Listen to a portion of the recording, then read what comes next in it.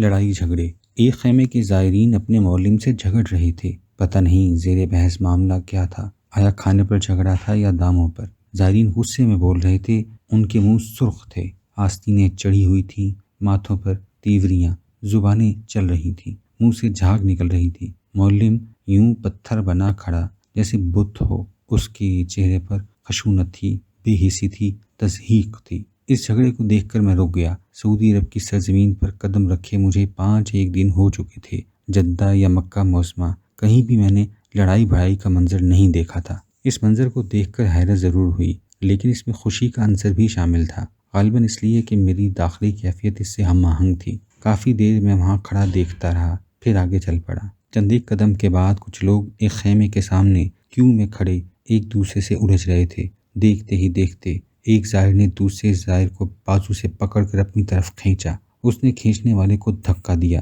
اور وہ زمین پر گر گیا۔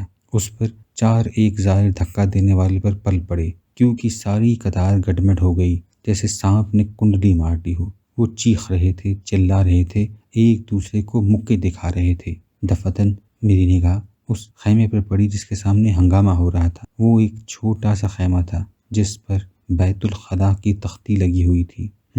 تو یہ سارا جھگڑا رفع حاجت کے بارے میں ہے۔ آگے بازار میں دکانوں پر لوگ بھیڑ لگائے کھڑے تھے، وہ مختلف قسم کی چیزوں کو اٹھا اٹھا کر دیکھ رہے تھے۔ دکاندار بڑے خشمگین لہجے میں خریداروں کو ڈانٹ رہا تھا، غالباً وہ پسند نہیں کر رہا تھا کہ لوگ چیزوں کو اٹھا اٹھا کر دیکھیں۔ زائرین دکاندار کو چڑھانے کے لیے جان بوجھ کر چیزیں اٹھاتے اور عذرِ مذاق دکاندار کو دکھا کر اس سے دام پوچھتے۔ اس پر دکاندار چیختا، چلاتا اور ان سے کہتا، جاؤ جاؤ اپنا راستہ لو، یہاں بھیڑ مت کرو۔ پھر کسی شخص نے دکان سے ایک چیز اٹھا کر دکاندار کے منہ پر دے ماری۔ اس نے چوک میں کھڑے سپاہی کو آواز دی اور ساتھی چھلانگ مار کر اس شخص پر جھپٹ پڑا۔ گھبرا کر میں آگے چل دیا۔ مجھے یوں محسوس ہونے لگا جیسے وہ شہر منی نہ ہو، جیسے ہم حج پر نہیں جا رہے تھے، بلکہ میں وہاں کسی بین الاقوامی میلے پر آیا ہوا تھا، جہاں پاکستانی میلوں کی طرح جگہ جگہ لوگوں میں لڑائیاں، جھگڑے اور فسادات ہو رہے تھے۔